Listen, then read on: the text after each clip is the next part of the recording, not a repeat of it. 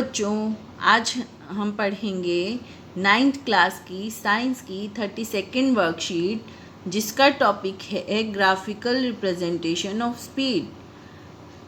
बच्चों, हमने पिछली वर्कशीट्स में linear motion, uniform, non uniform motion के बारे में पढ़ा, जहाँ कोई भी ऑब्जेक्ट जब इक्वल डिस्टेंस कवर करता है इक्वल इंटरवल ऑफ टाइम में, तो वो कैसा है, यूनिफॉर्म स्पीड में जा रहा है।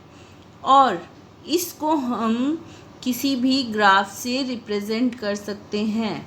किस ग्राफ से? जहाँ पर हमारे पास डिस्टेंस और टाइम है, उस ग्राफ से हम इसे रिप्रेजेंट कर सकते हैं। और जब यूनिफॉर्म स्पीड को एक डिस्टेंस टाइम ग्राफ के द्वारा रिप्रेजेंट किया जाता है तो ये एक स्ट्रेट लाइन आती है, जबकि नॉन यूनिफॉर्म स्पीड के ऑब्जेक्ट के लिए ये लाइन कर्व्ड होती है या टेढ़ी मेढ़ी होती है। और जितना ज़्यादा इसका स्लोप होगा उतनी ही ज़्यादा स्पीड होगी। यानी कि अगर हम यहाँ पर किसी भी ऑब्जेक्ट के डिस्टेंस टाइम ग्राफ में उसके स्लोप को कंसीडर करें तो higher the slope higher will be the speed of an object. और हम इजीली कैलकुलेट कर सकते हैं किसी भी ऑब्जेक्ट की स्पीड। कैसे?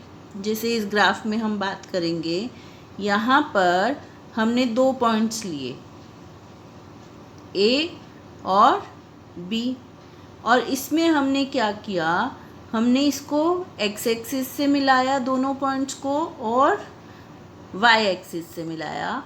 और जब हमने वाई एक्सिस से मिलाया तो हमने इसे आगे बढ़ाया पॉइंट को, तो ये सी पॉइंट पर बी से मिल रहा है और ए बी सी हमारे पास ट्रायंगल आ रही है। ठीक है। अब यहाँ पर जब हमने ए को एक्स एक्सिस से मिलाया तो हमें 42 मिनट्स मिले टाइम के, और जब बी एक्सिस को मिलाया तो 56 मिनट्स मिले। यानी कि T2 हमारे पास आया 56 मिनट्स और T1 आया हमारे पास 42 मिनट्स।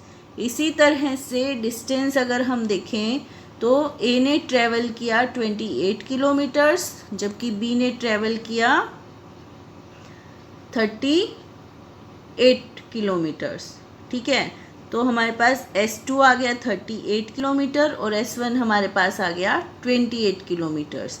अब अगर हम यहाँ पर फॉर्मूला यूज़ करें, which is speed is equal to distance, यानी कि S2 minus S1 upon time T2 minus T1, तो हमारे पास 38 माइनस 28 हो जाएगा 10 किलोमीटर्स और टाइम हमारे पास आ जाएगा 14 मिनट्स।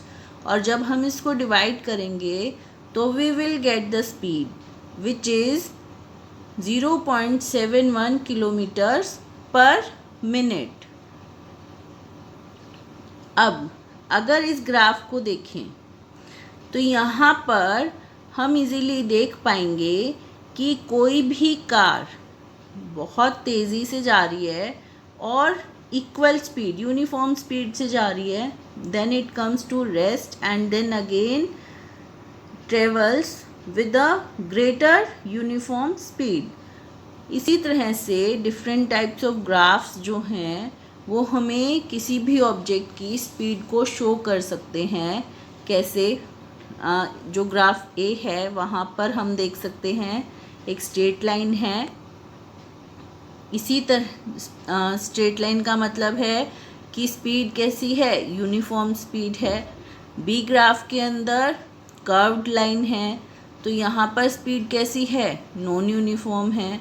और थर्ड वन में स्पीड कैसी है, टाइम चेंज हो रहा है पर डिस्टेंस चेंज नहीं हो रहा, यानी कि ऑब्जेक्ट कैसा है, रेस्ट में है।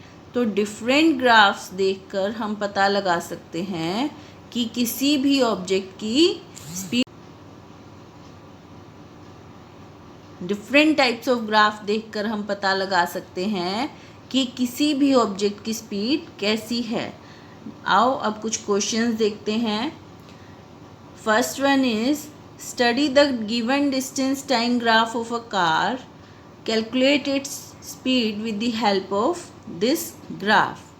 Now अगर हम इस ग्राफ में देखें तो वी कैन सी कि यहाँ पर इसके पास कैसी स्पीड है.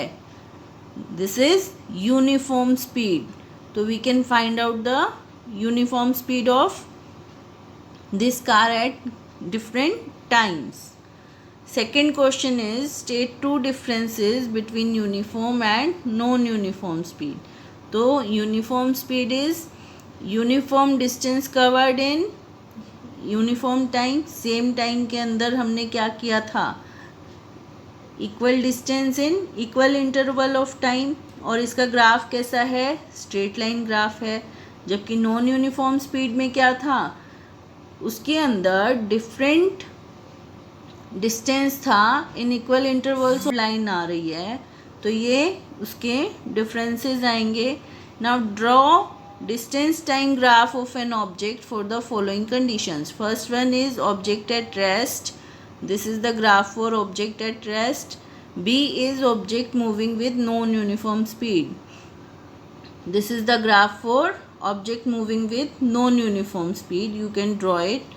Now third one is what is the slope of a distance time graph. Distance time graph का slope यानी कि it will show कि किसी भी object की speed कितनी है. Higher the slope, higher will be the speed of the object, and lower the slope तो स्पीड कैसी होगी, स्लो होगी. तो बच्चों ये थी आपकी वर्कशीट. आई होप आपको समझ आई होगी और अब आप इसको आसानी से कर पाओगे. Thank you.